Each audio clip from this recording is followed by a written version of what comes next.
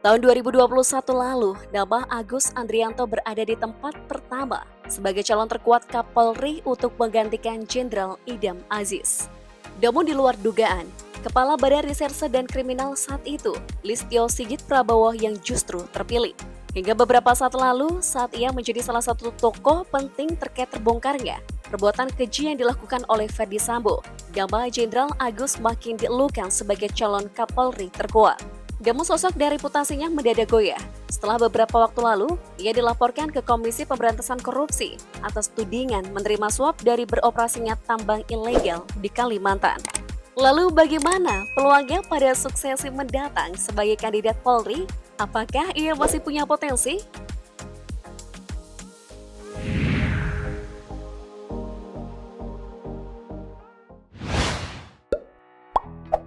Komjen Pol Dr. Andes Agus Andrianto SHMH adalah Jenderal Bintang 3 yang sejak 18 Februari 2021 menjabat sebagai Kepala Badan Reserse Kriminal Polri yang sebelumnya dijabat oleh Kapolri Jenderal Listio Sigit Prabowo.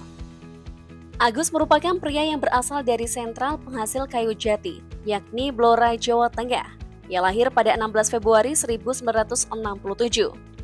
Agus yang merupakan lulusan dari Akademi Kepolisian tahun 1989 ini berpengalaman dalam bidang reserse. Setelah itu ia melanjutkan lagi sekolah dinas kepolisian mulai dari PTIK, Sespim, dan Sespimti. Tak hanya itu, untuk menambah referensi dan kapabilitasnya, ia juga mengambil sekolah hukum hingga meraih gelar sarjana dan magister hukum. Komjen Agus Andrianto diketahui menikah dengan Evi Selianti. Mereka diketahui memiliki 3 anak.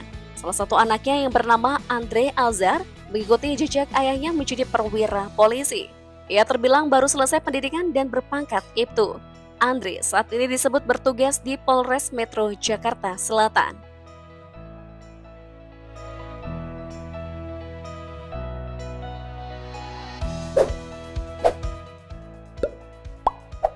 Sebelum menjadi Kabar Reskrim lulusan Akpol 1989, menjabat sebagai Kepala Badan Pemberdayaan Keamanan Kabar Harkam pada tahun 2019.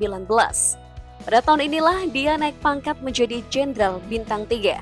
Karirnya di Polri pun sangat mentereng. Dia termasuk lulusan Akpol di angkatannya yang cepat naik pangkat dengan sejumlah prestasi. Di awal karirnya, ia bertugas di wilayah hukum Polda Sumatera Utara. Pada tahun 1992, dia ditunjuk sebagai Kapolsek Sumbul, kemudian Kapolsek Parapat pada 1993, serta Kapolsek Percut Seutuan pada 1995. Pada tahun 1997, Agus menjabat sebagai Kapus Kodalops Polres Lampung Selatan, Kasat Serse Poltabes Medan 1999, Kasubag Binops Bak Sirse Ek Polda Jatim 2001, Kasubag Binop Bek Serse Polda Jatim 2001, Wakapolres KP3 Tanjung Perak 2003, Pamen Polda Jatim 2005, serta Kasat 1 Ditreskrimsus Polda Metro Jaya 2006. Dia juga pernah menjabat sebagai Dir Psikotropika dan Perkursor Deputi Bid Pemberantas BNN pada tahun 2015. Setahun kemudian, dia ditarik ke pusat dan menjadi Dirtipidum Bareskrim Polri. Tak lama berselang, pada tahun 2017, dia menjadi Wakapolda Sumatera Utara Kapolda Sumatera Utara tahun 2018.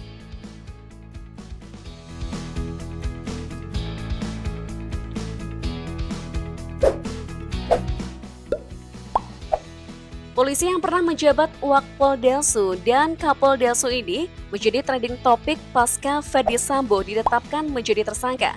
Sebagai pihak yang berwenang saat proses penyelidikan kasus penembakan Brigadir J tengah berlangsung, Komjen Agus Andrianto sempat meminta sejumlah anggota BRIMOB bersenjata lengkap untuk datang ke Bareskrim Polri untuk melakukan pengamanan karena rumit dan menentangnya kasus tersebut. Ketika itu Komjen Agus mengatakan terdapat barang bukti yang rusak sampai dihilangkan, sehingga membuat proses penyidikan terhambat. Agus dan pihaknya juga sempat melakukan pemeriksaan terhadap 25 anggota Polri yang secara etik diduga menghalangi proses penyelidikan, menghilangkan barang bukti, dan merusak tempat kejadian perkara. Berkat kinerjanya ini, Kapolri Jenderal Listio Sigit berhasil mengantongi oknum polisi yang diduga telah mengambil CCTV di lokasi kejadian penembakan Brigadir J. Sebagai pimpinan Kabar Reskrim, lewat proses penyelidikan dan penyidikan divisinya lah hingga kelima tersangka bisa ditetapkan.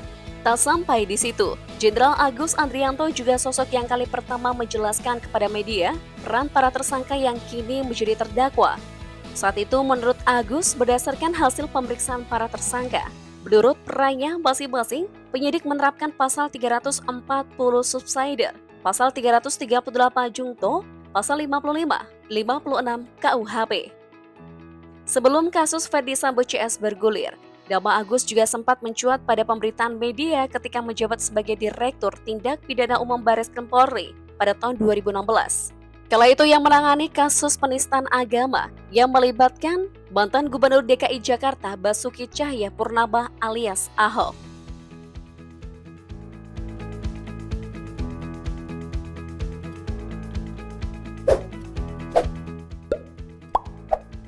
Seperti disebutkan sebelumnya, nama Agus Andrianto adalah kandidat terkuat menjadi Kapolri sebelum akhirnya dilambung oleh adik angkatannya, Listio Sigit Prabowo, yang terbilang memiliki karir moncer terutama setelah menjadi ajudan Presiden Jokowi.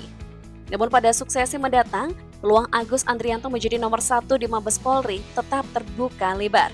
Taruhlah jika mengikuti rekam jejak Kapolri saat ini yang dulunya adalah Barreskrim Polri. Lalu seperti halnya Listio Prabowo yang merupakan perwira angkatan 1991 yang paling cepat mendapatkan bintang 3. Agus merupakan orang pertama yang jabat bintang 3 di angkatannya di tahun 1989.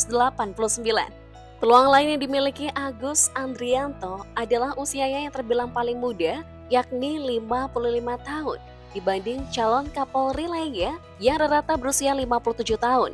Sementara batas usia pengabdian polisi adalah 58 tahun. Tapi tantangan yang tak kalah besar adalah reputasinya yang saat ini tengah tercoreng karena tudingan sebagai mafia tambang. Beberapa waktu lalu mantan anggota Santin Telkom Polresta Samarinda, Aibtu Ismail Bolong menjadi sorotan.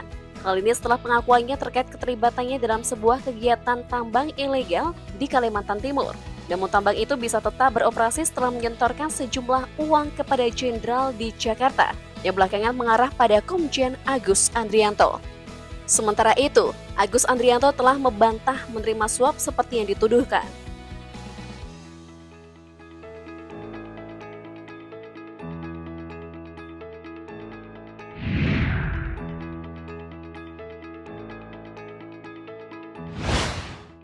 Sempat melaporkan Agus Andrianto menerima suap. Belakangan diketahui jika Ismail Bolong malah ditetapkan sebagai tersangka kasus tambang ilegal. Dalam info terbaru disebutkan berkas perkara Ismail Bolong telah rampung. Barreskrim Polri pimpinan Agus Andrianto disebut segera melimpahkan berkas perkara Ismail ke Kejaksaan sebelum akhirnya disidangkan. Hal itu dikabarkan oleh Kadif Humas Polri Irjen Dedi Prasetyo.